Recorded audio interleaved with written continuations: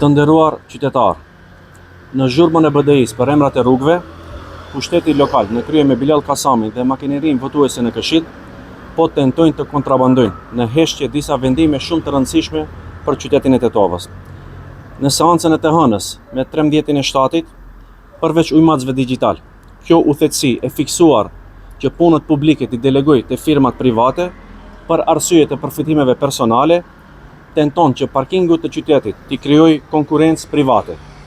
Këtë po e bëjnë duke e dhënë me koncesion ose me partneritet publiko-privat edhe rrugët dhe trotuarët nëpër mohallat e Tetovës, me qëllim që të pasurohet ndonjë firmë private në kurrizë të tetovarëve. Bilal Kasami duhet të përgjigjet. Pse ndërmarrja publike e parkingu i qytetit del me humbje?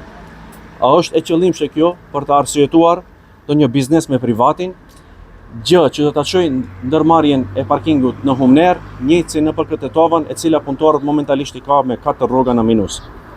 U bëj thirrje këshilltarëve të shumicës vlen VMRO të heqin dorë nga shitja e pronës publike të qytetit, pasi do mbahen mend si tregtar, një epitet që do t'i ndjek brez pas brezi.